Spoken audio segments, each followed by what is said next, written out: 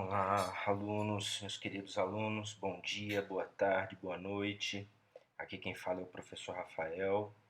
Hoje, dia 22 de abril de 2020. Espero que estejam todos bem. Então, como eu havia combinado com vocês, temos aqui uma aula para nós fazermos uma revisão do nosso tema de controle de constitucionalidade.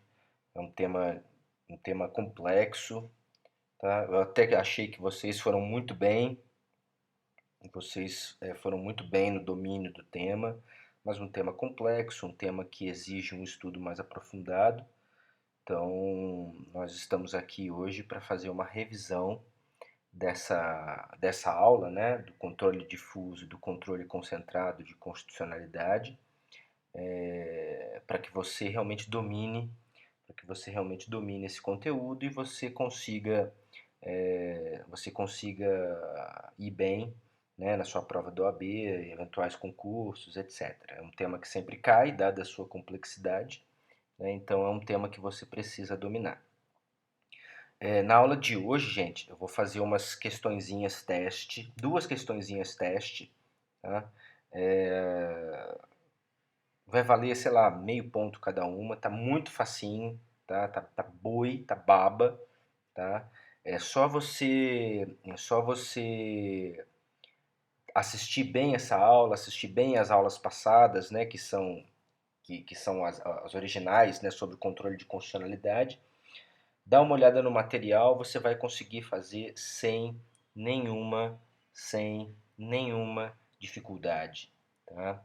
Essa prova não é prova, né? Essa questãozinha, né? Essa tarefinha não é para pegar você na dúvida, né? na curva, tá? É só para a gente tentar voltar aqui à nossa normalidade, tá? Não se preocupe, não se preocupe, eu só quero saber como é que vocês estão indo, tá? Mas façam direitinho, façam com consciência, tá? Eu garanto que se você assistir essa aula legal, se você tirar as dúvidas, né? Se você tirar dúvidas no chat, no fórum, se você der uma passada no nosso material, eu garanto que você vai acertar as duas questões, tá? Eu não tenho nem dúvida de que você vai acertar. Tudo bem? Só fazer com calma. Gente, então vamos lá. Vamos rever, né? Vocês já tiveram isso aqui. Vamos rever o controle de constitucionalidade. Gente, então eu preciso que você lembre, em primeiro lugar, que o controle de constitucionalidade está atrelado a constituições rígidas ou superrígidas, né? Constituições rígidas. O que é a Constituição rígida? Né? Só para você lembrar. O que é uma Constituição rígida? Constituição rígida é aquela em que as normas, o processo de criação das normas destinadas a alterar a Constituição é mais dificultoso, é mais difícil do que aquele para produzir normas ordinárias. Lembra disso? Então, quer dizer, quando eu falo numa Constituição rígida, eu quero dizer que é uma Constituição cuja sua alteração é mais difícil, né, é um processo mais dificultoso do que o processo para criar normas ordinárias. Então, no nosso caso, né, vocês já estudaram, né, no início do semestre, o procedimento, estudaram, né, de forma relativamente profunda, né, vocês vão estudar mais no semestre que vem, mas vocês já viram a questão do processo de criação das emendas constitucionais, né? As emendas constitucionais são as normas que visam a alteração da Constituição, né? Então vocês estudaram lá no artigo 60, no artigo 60 da Constituição, como é que se faz uma emenda constitucional. E vocês viram que existem várias limitações materiais, né? São as cláusulas pétreas, lá do artigo 60, parágrafo 4º, né? Que você nunca pode esquecer quais são, que são a forma federativa do Estado, o voto secreto, gratuito, periódico e obrigatório, né? O voto secreto, gratuito, periódico e obrigatório, a separação dos poderes, né? A separação dos poderes e os direitos e garantias fundamentais. Então, essas são as cláusulas pétreas, né, as restrições materiais às emendas constitucionais. Né? O próprio artigo 60, parágrafo 4º, diz o quê? Não serão aceitas emendas constitucionais tendentes a abolir. Aí vem esses 4 temas. Tá? Então, claro, a emenda constitucional pode aumentar, pode dar mais garantias, pode criar, pode inovar, pode trazer mais coisas, pode. Ela não pode diminuir, não pode retirar, né? Diminuir ou retirar. Temos ainda o processo de votação, né? O processo de votação que também é um processo bem dificultoso. Se vocês lembram bem, né, o processo de aprovação de uma emenda constitucional, o projeto da emenda tem que ser votado nas 2 casas, né, nas 2 casas do Congresso Nacional, 2 vezes em cada casa, né, 2 vezes em cada casa, 2 vezes na Câmara dos Deputados, 2 vezes no Senado Federal, e em todas as votações, o quórum de aprovação tem que ser de 3/5, né, de 3/5. Então é um processo muito mais dificultoso no que diz respeito à criação de regras de leis ordinárias, por exemplo, né, que é talvez o diploma normativo padrão do Brasil, são as leis ordinárias, as leis comuns, né, ordinárias de comuns, que é o quê? É uma votação em cada casa, né, maioria simples, né, maioria simples. Então é muito diferente o processo de criação de leis ordinárias de criação de emendas à Constituição, processo muito mais difícil. Então, isso é uma Constituição rígida, né? Isso é uma Constituição rígida. Gente, e aí, né, dentro de uma Constituição rígida e dentro de uma noção do constitucionalismo, né, constitucionalismo é a linha de pensamento que coloca a Constituição como o ponto central, né, o ponto máximo, o ápice do ordenamento jurídico de uma determinada nação, né, de um determinado Estado. Então, dentro do constitucionalismo, né, constitucionalismo que nada mais é do que a Constituição como ponto de inauguração, né, o fundamento de existir de todo um ordenamento jurídico. Então, exemplo, nós temos no Brasil, nós temos o máximo, né, o ponto máximo do ordenamento jurídico brasileiro é a Constituição. A Constituição que serve de parâmetro para a criação de todas as regras, né, todas as normas jurídicas, tanto no prisma formal, tanto no prisma procedimental, né, a Constituição que dá a receita de como fazer normas jurídicas a partir do artigo 59, né? Então, no artigo 60, ela fala das emendas constitucionais, depois fala das leis complementares, depois fala das leis ordinárias, depois fala das leis delegadas, depois fala dos decretos legislativos, das medidas provisórias e das resoluções. Né? Então, a Constituição ela estabelece, né, a partir do artigo 59, ela regula, né, ela estabelece a receita para a criação das normas jurídicas a nível procedimental e a nível material também, né? Como vocês viram, as próprias emendas constitucionais que têm algumas limitações materiais, né, que são as cláusulas pétreas.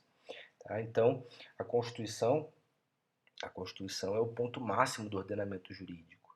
Né? Não pode existir nada, nenhuma norma jurídica dentro do ordenamento jurídico brasileiro que contrarie a Constituição, né? Que não obedeça às disposições constitucionais. Para que existe isso? Né? Para que isso deve ocorrer? Justamente para garantir a supremacia constitucional. Né? Então, a ideia de supremacia da Constituição visa assegurar que o ordenamento jurídico brasileiro não possua nenhum tipo de norma que atente contra as determinações, né, os valores, os princípios, as normas constitucionais. Tá? Então, as normas constitucionais precisam ser respeitadas em todo o ordenamento jurídico. Somente assim você tem, de verdade, né, a supremacia da Constituição. Imagina, Imagina se você tem uma Constituição, mas essa Constituição não serve para nada, né? A Constituição, ela simplesmente uma figurante, né? Seria uma figurante no ordenamento jurídico, né? Sem a ideia de supremacia da Constituição, a Constituição seria simplesmente mais uma regra, né? Seria simplesmente mais uma norma jurídica. Isso não pode acontecer, né? Então, existe sim a tendência de que nenhuma norma no ordenamento jurídico pode contrariar a Constituição. Somente assim é que a supremacia constitucional é garantida. Tá? Então, isso mesmo, né, isso decorre justamente da ideia de superioridade do poder constituinte, inclusive, e falando aqui, né, do poder constituinte, sobretudo o poder constituinte originário, sobre os poderes constituídos, né, poder executivo, legislativo, etc. Tá? A gente precisa lembrar que o poder constituinte originário é o único que é absoluto, né? O poder constituinte originário é o único que é absoluto.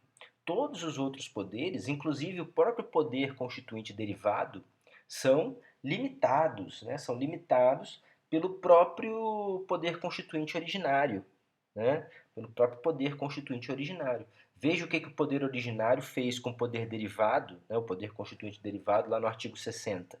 Estabeleceu uma série de exigências e uma série de limitações para o poder constituinte derivado existir. Né? Você não cria uma emenda simplesmente, pura e simplesmente. É necessário seguir todo um rito, todo um processo, respeitando todas as limitações que estão na Constituição. Tá? Então, todos os outros poderes que são criados pelo poder constituinte originário, todos eles são limitados por aquele, né? São limitados por aquele que, na própria Constituição, estabeleceu as limitações. E essas limitações precisam ser respeitadas. E é claro, são limitações do ponto de vista formal, do ponto de vista de procedimento, e podem ser também limitações do ponto de vista material, do ponto de vista do conteúdo. Né? Então, meus caros, é justamente em razão, né? É justamente pela necessidade de garantir a supremacia da Constituição que existe um procedimento de revisão das normas jurídicas para quê? Para filtrar eventuais normas que estejam em desacordo com a Constituição Federal. Né? Para filtrar normas que estejam em desacordo com a Constituição Federal. Tá? Num mundo perfeito, né, num mundo ideal, né, no mundo ideal, não existiriam, não existiriam normas elaboradas desrespeitando a Constituição, ao arrepio da Constituição. Né? No mundo ideal, no mundo perfeito, todas as normas jurídicas seguiriam ipsis literis, seguiriam absolutamente as determinações constitucionais. Contudo, nós não vivemos em um mundo perfeito. Né? Nós, seres humanos, somos falíveis, né? Nós somos falíveis, nós somos imperfeitos. E porque nós somos imperfeitos, todas as nossas criações, todas as nossas concepções também tendem a ser imperfeitas. Né? Então, justamente para garantir, né, a busca pela supremacia da Constituição, é que existe todo um processo de revisão das normas jurídicas infraconstitucionais, né, inclusive das próprias emendas à Constituição, né, destinadas a garantir que a Constituição seja respeitada. Esse processo de filtragem das normas jurídicas, esse é o controle de constitucionalidade. Tá? Esse é o controle de constitucionalidade. Então, controle de constitucionalidade reúne uma série de métodos que visam aferir, que visam garantir que as normas jurídicas em vigor respeitem a Constituição. Basicamente, tá? Se a gente tivesse que resumir, né, e conceituar controle de constitucionalidade, a gente diria que controle de constitucionalidade é um conjunto de métodos e processos que visam assegurar que as normas jurídicas em vigor respeitem a Constituição. Tá? Basicamente é isso. Basicamente é isso. Tá? É justamente isso, né? É justamente isso que faz com que a Constituição tenha o seu caráter super legal, né? Desculpa. Tem o seu caráter de supralegalidade, né? Por isso que a gente fala que justamente graças a isso, é graças ao controle de constitucionalidade que a gente pode dizer que a Constituição é a lex legum, é a lei das leis, né? A Constituição é que determina como são feitas todos os outros diplomas normativos, todos os outros atos normativos, né? Tanto do ponto de vista formal quanto do ponto de vista material. Tá? Então, isso tem que ser observado, né? Justamente para que a Constituição seja efetivamente o pilar, né? O ponto nevrálgico, o ponto central, né? O alfa e o ômega de todo ordenamento jurídico. Né? Bom, nós sabemos, meus caros, nós sabemos, e sobretudo, né, isso se aplica ao legislativo, mas se aplica também a todos os demais poderes, que os poderes, nós sabemos que os poderes constituídos, né, o legislativo, o executivo e o judiciário, mas isso vale sobretudo para o legislativo, mas não só, tá? Receberam competências, né, todos eles receberam competências. Essas competências vêm da onde? Vêm da Constituição. Então a Constituição outorgou, né, a Constituição pegou competências e delegou, né, ao legislativo, ao executivo e ao judiciário. E é claro, né, no exercício das suas competências, os poderes constituídos, e aí sobretudo o legislativo, mas não só ele, né, não pode produzir normas que sejam contrárias à Constituição. Imagina, a Constituição deu uma série de competências aos entes constituídos, e aí os entes constituídos, né, os poderes constituídos, no exercício dessa competência, vão lá e ferem a Constituição. Seria teratológico, né? Seria um absurdo. Né? Seria um absurdo. A Constituição deu competências, mas ela estabeleceu várias restrições, né? Várias restrições de natureza procedimental e de natureza material para o exercício dessa competência. Tá? Então, no exercício das suas competências, o Poder Legislativo e os demais precisam observar as regras, as limitações estabelecidas pela Constituição. Via de regra, né, via de regra, normas produzidas ao arrepio das Constituições, né, normas produzidas ao arrepio da Constituição, deveriam ser nulas ou inaplicáveis. Tá? O problema é o seguinte, né? O problema é que os poderes constituídos, eles gozam de presunção de legalidade. Né? Eles gozam de uma presunção de legalidade. O poder público, quando ele pratica um ato, presume-se que esse ato é legal até que se prove o contrário. Tá? Então, uma lei, mesmo que ofenda a Constituição, se ela não for barrada, se ninguém detectar o problema ao longo da gênese do projeto de lei, né, enquanto ele ainda é um projeto, se ninguém detectar o problema, o vício daquele projeto de lei vai ser aprovado, vai entrar em vigor e vai produzir efeitos? Vai.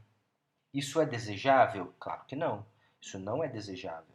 Tá? O desejável é que normas que ofendam a Constituição não produzam efeitos. Não produzam efeitos. Tá? Então, nós precisamos, né, de mecanismos para filtrar e expulsar do ordenamento jurídico leis e normas que ofendam a Constituição. Que ofendam a Constituição. Tá?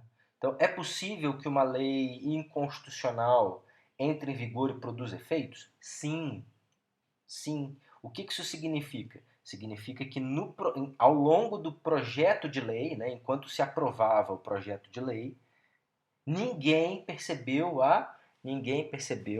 a inconstitucionalidade. Tá? Mas isso não é porque ela foi aprovada, não é porque ela foi sancionada, porque ela foi publicada, porque ela entrou em vigência, que ela deixa de ser inconstitucional. Ela vai produzir efeitos mesmo sendo inconstitucional. E nós precisamos, né, se nós detectamos a inconstitucionalidade, nós precisamos retirar essa norma do ordenamento jurídico. Nós temos que evitar que ela produza efeitos. Por quê? Porque os efeitos que ela produz estão em choque com aquilo que a Constituição determina. Né? Bom, e aí, né, nós temos algumas questões a considerar, tá? Na questão do órgão que deve desempenhar a constitucionalidade, o controle de constitucionalidade, né? Que é necessário para o bom funcionamento do Estado, na medida em que, né, fiscaliza normas jurídicas, né, cassando aquelas, né, anulando, enfim, extinguindo aquelas que sejam contrárias à Constituição, mas que também importa num poder muito grande, né, no poder de mesmo chegar a retirar a vigência de atos jurídicos de um outro poder, como é o caso do judiciário, que faz isso com o legislativo. Né? Então, é um poder muito grande, é uma ingerência muito grande de um poder sobre o outro. Né? De um poder sobre o outro. Né? Então, vamos lá. Nós temos, meus caros, quando a gente fala de controle, né, controle de constitucionalidade, você tem que entender que o controle de constitucionalidade envolve duas questões diferentes. Você possui duas questões diferentes a considerar. O primeiro controle é um controle formal. Um controle formal. O controle formal nada mais é do que um controle procedimental. Controle procedimental. Tá? É um controle que regula simplesmente o processo, né, que acompanha o processo de criação da norma jurídica. Tá? Então é um controle eminentemente jurídico. Ou seja, observa-se todo o desenvolvimento do projeto de lei, né, do projeto da norma, não precisa necessariamente ser uma lei, né, e verifica-se se esse projeto seguiu as diretrizes da Constituição. Seria como se a gente pegasse uma emenda constitucional e observasse, espera aí, será que essa emenda constitucional, será que o projeto foi votado nas duas casas, duas vezes em cada casa? Será que ele recebeu votação de 3/5 em cada votação? Né? Será que em cada votação o quórum foi de pelo menos 3/5? Então, o controle formal, o controle procedimental, é um controle eminentemente jurídico. Visa verificar simplesmente se o processo de criação daquela norma respeitou as diretrizes constitucionais, né? A receita da Constituição. Tá? Então, como eu dei esse exemplo, né, da emenda constitucional, a Constituição manda que a emenda constitucional deve ser votada em cada casa do Congresso Nacional 2 vezes em cada casa, com um quórum de pelo menos 3/5 em cada votação. Então, o controle formal seria justamente verificar se houve efetivamente esse trâmite. Se houve efetivamente esse trâmite. Tá? Então, visa examinar se não necessariamente somente as leis, né? Mas visa examinar se as normas jurídicas foram elaboradas de acordo com aquilo que a Constituição estabeleceu. Tá? Então é um procedimento formal, é um controle procedimental. Tá? Ainda, né, tem também o controle de competência. Ou seja, será que a pessoa que entrou com esse projeto, será que essa era a pessoa competente? Será que essa era a pessoa competente? Exemplo. Um projeto de lei que visa alterar regras de funcionamento das Forças Armadas. Então, temos um projeto de lei que visa alterar a forma de funcionamento das Forças Armadas, por exemplo. Tá? A Constituição diz que quem pode entrar com esse projeto de lei? Que pessoa pode entrar com esse projeto de lei? Que pessoa pode apresentar no Congresso Nacional esse projeto de lei? Só uma. Só o presidente da República. Tá? Então, o agente competente, de acordo com a Constituição, o agente competente para apresentar ao Congresso Nacional esse projeto de lei é somente o presidente da República. E aí seria observar, peraí, será que esse projeto foi apresentado mesmo pelo presidente? Tá? Então, verifica-se as regras de competência mesmo, né, de procedimento, enfim, de todo o desenvolvimento do projeto das normas jurídicas. Tá? Importante, não se estabelece nenhum juízo acerca do conteúdo da norma. Conteúdo não é analisado, tá? Não se faz um juízo de valor, tá? É bom ou é ruim? É oportuno ou é inoportuno? Isso é irrelevante, isso é irrelevante para o controle formal, tá? Isso é absolutamente irrelevante para o controle formal. O controle formal examina apenas questões de procedimento, tá? E aí, né, meus caros, a questão é a seguinte, né? Não havendo desrespeito às formas constitucionais, ou seja, aos métodos e procedimentos constitucionais e de âmbito de competência formal e material, a norma ela é considerada formalmente válida, né? Formalmente válida. Uma coisa é ser formalmente válida, outra coisa é ser materialmente válida. Formalmente válida, quando eu falo que uma norma jurídica é formalmente válida, significa dizer que ela foi criada, né, e processada pelas autoridades competentes, seguindo os ritos, né, seguindo os procedimentos estabelecidos na Constituição. Só que o controle formal não é suficiente. Por quê? Porque é necessário que, além disso, as normas infraconstitucionais, né, as normas jurídicas, sigam também, né, estejam de acordo também com os valores constitucionais, né, com toda a carga axiológica, principiológica da Constituição. Tá? Então é necessário ainda, né, além de seguir os ritos, além de seguir o procedimento estabelecido na Constituição, é importante que as normas jurídicas, sobre as infraconstitucionais, né, inclusive emendas, estejam em acordo com o espírito constitucional, tá? Com os valores, com os princípios da Constituição. Tá? Então, estejam de acordo lá, por exemplo, com o artigo 3º da Constituição, com o artigo 5º, né? Com o artigo 6º e 7º, toda aquela carga principiológica, né? Artigo 4º.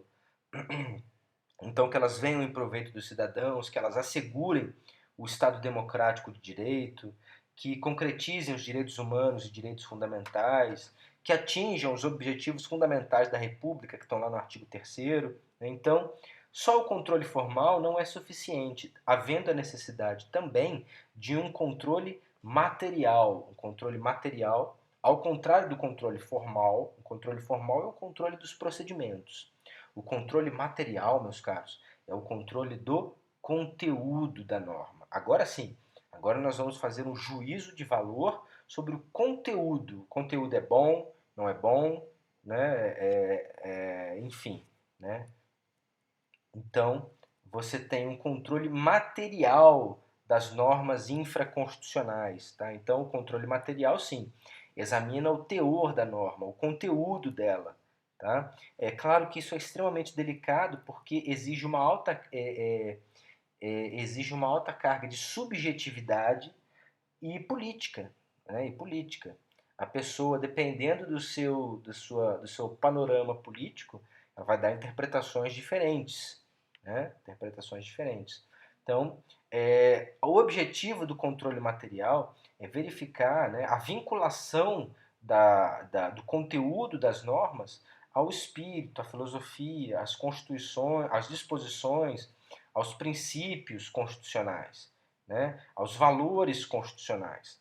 E isso exige uma alta carga, né, de discricionariedade, uma alta carga política, né?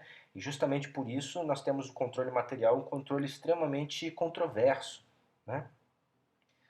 Vários estados, portanto, delegam o controle de constitucionalidade a um corpo político que é separado do executivo, legislativo e judiciário. A exemplo da França, não é o nosso caso. Não é o nosso caso. Tá? No Brasil, nós adotamos, sobretudo, né, no controle posterior, nós adotamos o controle judiciário misto, tá? Judiciário misto. Isso é o controle repressivo, né? Controle repressivo. Mas vamos chegar lá. Calma, fiquem calmos. Tá? É... Qual é a crítica, né? Qual é a crítica feita do controle de constitucionalidade feito por um órgão jurisdicional, que é o nosso caso, né? O controle repressivo, que é feito por um órgão jurisdicional? É que nós temos tribunais, né? Nós temos o poder judiciário adotando posições eminentemente políticas, tá? Mas isso, eu penso particularmente, né, que não está errado, porque se deve justamente, né, ao próprio sistema de freios e contrapesos, né? Então é o poder judiciário exercendo a sua influência sobre os demais poderes, né, o sistema de freios e contrapesos, né, assegurando, né, visando assegurar que os três poderes trabalhem de forma harmônica, né, trabalhem de forma harmônica. Então a solução, já que o judiciário vai exarar um controle político de normas, vai exarar um controle político, e é um controle político, né, um controle material, um controle do conteúdo, né, da norma, o judiciário deve sempre levar em conta o quê? Quais valores são importantes? Os valores, né, os princípios constitucionais. Tá? Então, controle de constitucionalidade material é um controle que deve ser sempre feito à luz dos valores constitucionais, dos princípios constitucionais, dos direitos e garantias fundamentais e do Estado de Direito, ou seja, né, de todos aqueles valores que são defendidos pela Constituição. Tá? Então, esses são os valores que devem ser privilegiados no exame, né, no exame da constitucionalidade formal das normas jurídicas, na constitucionalidade material das normas jurídicas, desculpe. Né? Bom, e aí? Em que momento se exerce o controle? Bom, nós temos os controles que são prévios, tá? Controle prévio ou preventivo é exercido pelo legislativo, pelo executivo e pelo próprio judiciário, tá? Então, o legislativo, gente, o legislativo, meus caros, faz o quê? Ora, antes de uma norma ser lei, né, ela era um projeto. Esse projeto esteve em discussão no plenário, esteve em discussão nas comissões do Congresso Nacional. E uma das comissões mais importantes do Congresso é justamente a CCJ. A CCJ. O que é a CCJ? É a Comissão de Constituição e Justiça. Então, antes de um projeto de lei ser encaminhado à votação no plenário, por exemplo, né, antes ele passa, né, esse projeto é analisado pela CCJ, pela Comissão de Constituição e Justiça, que vai justamente examinar a constitucionalidade, vai examinar justamente a constitucionalidade daquele projeto, para assegurar de que realmente ele não ofende a Constituição. É somente depois de passar pela CCJ, somente depois de ser aprovado pela CCJ, é que o projeto, né, não é uma norma ainda, mas o projeto é encaminhado para votação plenária. Né, é encaminhado para votação plenária. Tá? É claro que o legislativo não faz exame, né, das medidas provisórias que são um ato do presidente da República, né, resoluções dos tribunais, que aí seriam atos do Poder Judiciário, nem decretos do presidente. Né? Então o legislativo não pode fazer esses controles. Tá? Temos ainda o Poder Executivo que é muito importante, né? Poder Executivo que tem o poder de sanção e veto, tá? É outra decorrência do sistema de freios e contrapesos, tá? Outra decorrência do sistema de freios e contrapesos. Vejam vocês, né? O projeto de lei é votado no plenário do Congresso Nacional. Ele passa a produzir efeitos? Não. Não.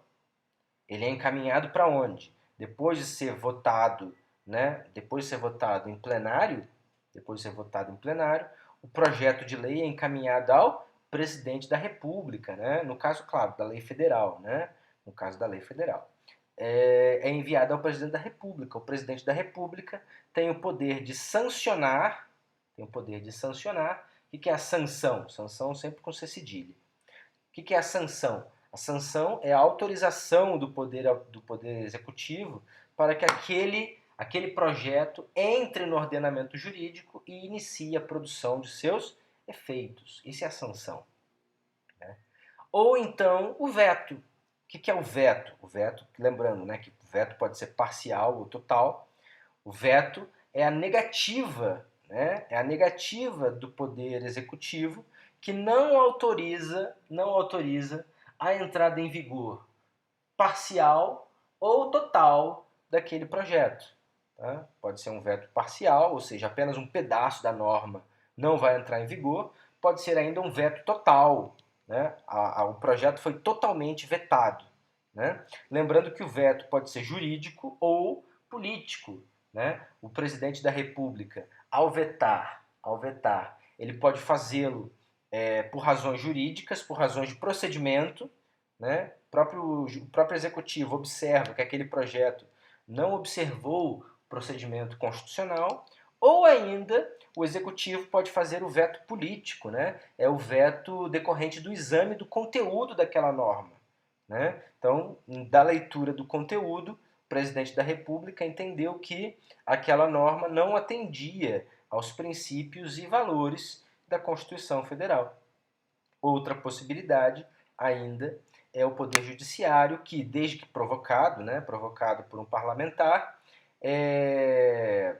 acolhe um pedido, né, de um mandado de segurança para barrar a votação de um projeto de lei.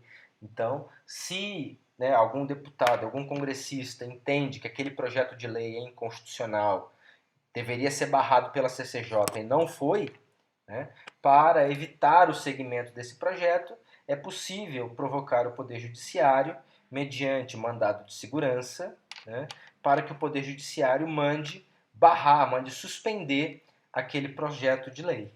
Né, possível também. Tá? Temos ainda o controle posterior, também chamado de controle repressivo.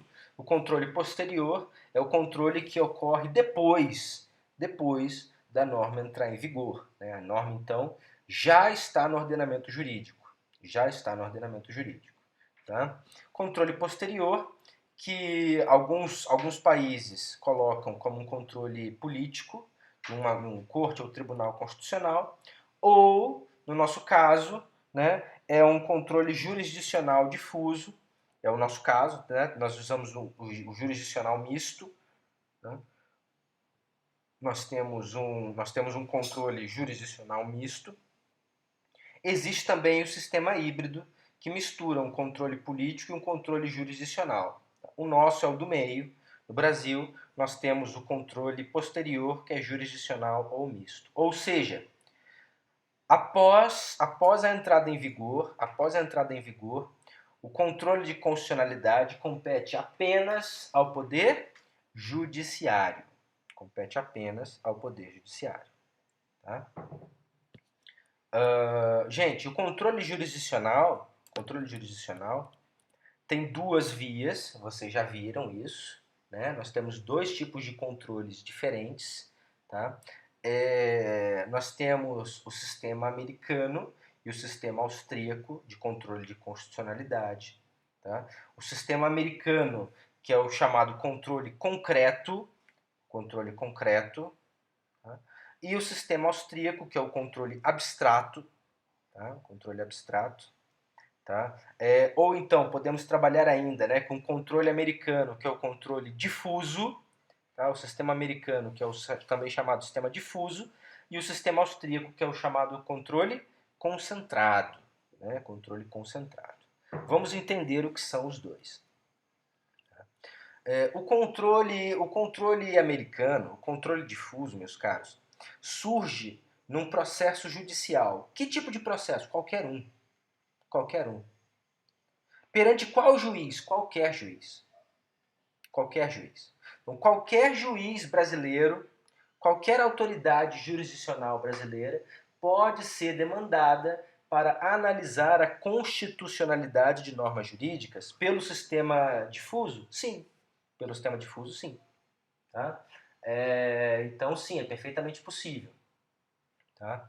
Então, surge no bojo de um processo judicial entre, sei lá, o Guinho e a prefeitura de Caçapava, ou o Guinho e o estado de São Paulo, né? O Guinho e o estado de São Paulo. E aí ele entende que uma lei estadual contraria a Constituição da República, né? A Constituição Federal. Tá? Qualquer juiz pode se manifestar. Tá? Ou então eu entro com uma ação aqui em Taubaté, aqui na comarca de Taubaté, porque eu entendo que a lei federal número X viola o artigo 170 da Constituição Federal. Tá?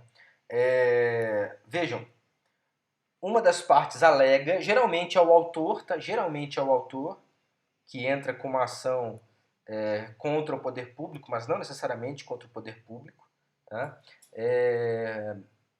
Por exemplo, eu compro um apartamento, tenho que pagar as prestações, né? Um apartamento financiado. Eu deixo de pagar em razão dessa situação toda, eu fico sem dinheiro, vamos supor, né? E deixo de pagar as prestações. Aí a própria construtora entra com ação contra mim, exigindo pagamento com uma taxa de juros e correção tal nos termos da lei X. Aí eu, em contestação, digo o quê? Não, essa lei é inconstitucional, eu não vou pagar desse jeito, porque essa lei é inconstitucional. Então, em qualquer tipo de ação, é possível alegar a inconstitucionalidade de uma norma jurídica. Qualquer tipo de ação. Tá? Isso, claro, pelo sistema difuso. Tá? Quem pode alegar? Qualquer pessoa. Qualquer pessoa. Pode ser pessoa física, pode ser pessoa jurídica, pode ser associação, pode ser sociedade empresária, pode ser qualquer um. Pode ser qualquer um. Qualquer pessoa tem poder na via difusa, no sistema americano, para alegar o controle de inconstitucionalidade difuso. Tá? Alega, então, a inconstitucionalidade de uma lei ou de algumas leis, tá? Que se quer aplicar ali naquele caso. Gente, aí o juiz vai fazer o quê? O juiz vai decidir se aquela norma é ou não constitucional. Tá? Vamos lembrar que o controle difuso, então o controle americano, ele exige provocação. Né? O judiciário tem como uma das características mais importantes a sua inércia. Significa dizer que ele não age sem provocação. Né? Então, como é que você provoca? Você entra com uma ação.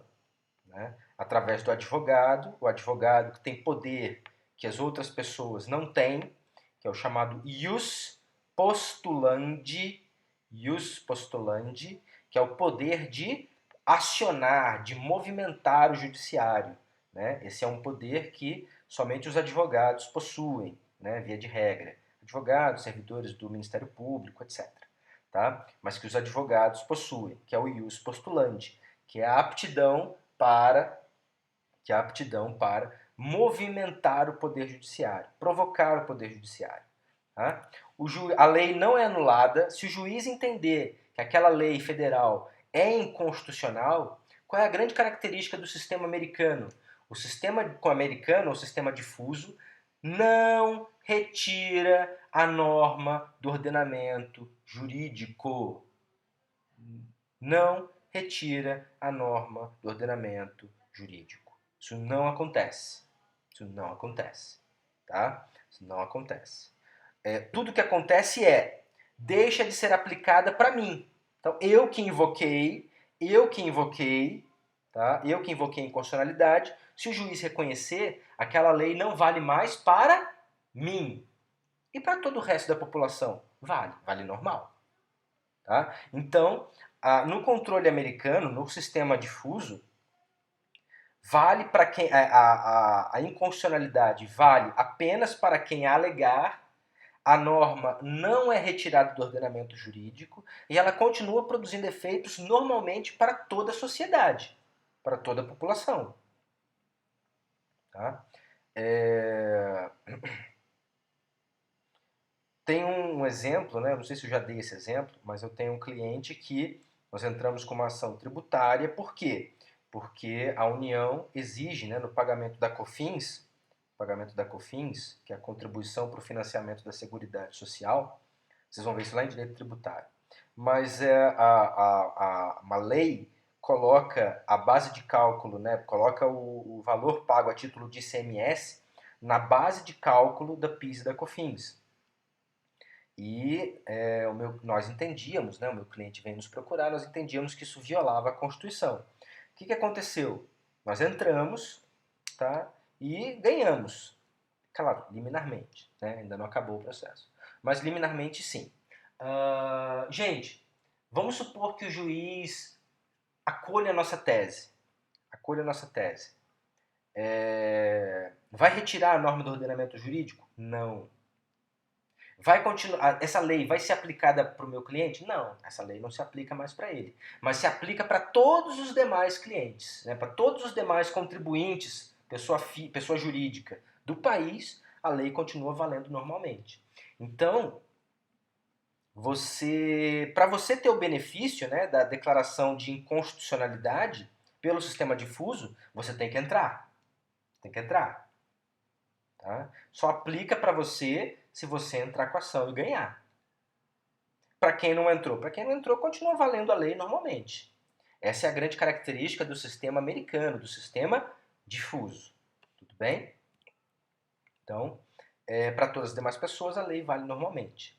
A lei não desaparece do ordenamento jurídico. Tá? Então, é isso aí. Para todas as demais pessoas, ela continua produzindo efeitos normalmente. Gente, vamos lá. E agora? Agora nós temos o controle austríaco. O controle austríaco, também chamado de controle concentrado, desenvolvido por Hans Kelsen na sua Teoria Pura do Direito. Né? Bom, temos aí o controle pela via da ação. Controle pela via da ação, também chamado de controle austríaco, né? Sistema austríaco, ou controle concentrado. No controle concentrado, meus caros, nós temos ações que são destinadas única e exclusivamente à declaração, ao reconhecimento da inconstitucionalidade ou da constitucionalidade de uma determinada norma. Não surge de forma incidental, como acontece no sistema americano. Né? Vejam aquele exemplo que eu dei da construtora. Né? A construtora queria que eu pagasse o débito, eu falei que eu não ia pagar naqueles termos, por quê? Porque a lei era inconstitucional. O tema central da ação era discutir a inconstitucionalidade da lei? Não. O tema central é o pagamento de uma dívida. É o pagamento de uma dívida. Tá? Então o tema central é uma cobrança, né? É uma cobrança de um débito, e de forma incidental, de forma adicional, o juiz vai decidir sobre a inconstitucionalidade. Aqui não. No sistema concentrado, né, o objetivo principal da ação... Desculpa. O objetivo principal da ação é o reconhecimento da inconstitucionalidade ou da constitucionalidade de uma determinada norma jurídica. Tá? Então, ele é um controle direto. Tá? Ele é um controle direto. Por quê? Porque ele é feito diretamente na Suprema Corte, via de regra, né? Diretamente na Suprema Corte. Tá? O objetivo aqui, né? Aqui sim, o objetivo é tirar aquela norma do ordenamento. Tá? Fazer com que aquela norma, se ela viola a Constituição, que ela deixe o ordenamento jurídico para sempre. Tá? Ao contrário do sistema americano, aqui sim, aqui a ação, né, a sentença, a decisão judicial, terá eficácia erga omnes. Erga omnes do latim, que significa para todos. Terá eficácia para toda a coletividade. Então, vamos supor, se a Procuradoria-Geral da União já entrou com ação de inconstitucionalidade, a ADIM, né? Eu não preciso entrar com a ação. Se a ação for acolhida pelo Supremo Tribunal Federal, aquela decisão vai valer para mim também. Vai valer para mim também. Tá? Então, tem eficácia erga omnes. Então, a decisão aqui vale para toda a sociedade, vale para todos os indivíduos, ao contrário do sistema americano. Né? No sistema americano, a decisão judicial tem eficácia apenas para as partes, tem eficácia inter partes. Né? Tem eficácia inter partes, ou seja, vale apenas para as partes do processo. Aqui não. No controle concentrado, a decisão judicial tem eficácia erga omnes, tem eficácia erga omnes. E se a ação for julgada procedente, né, se a ação for procedente, o judiciário manda realmente remover aquela norma do ordenamento jurídico. Tá?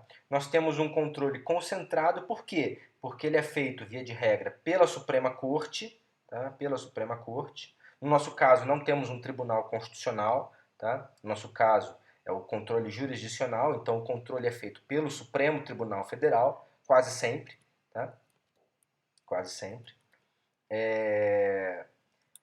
Então, gente, geralmente, tá? Geralmente, o controle pela via concentrada, o controle austríaco, é um controle político, em que os ministros dos tribunais superiores, do Tribunal Superior, né, do STF, vão fazer um controle político ali da constitucionalidade, tá? E o controle americano, né, o sistema difuso, geralmente é um controle jurídico, tá? É um controle jurídico. Tá? Tem essa situação, sim, existe, tá? O controle político material representa realmente um possível ferimento aos direitos e garantias fundamentais ou intromissão em matéria de competência dos outros poderes. Então é necessário, né, que os ministros estejam muito antenados, muito presos aos princípios constitucionais, aos princípios e os valores constitucionais. Tá? Do contrário, é possível que eles façam prevalecer, né, suas próprias perspectivas pessoais em detrimento dos valores da Constituição.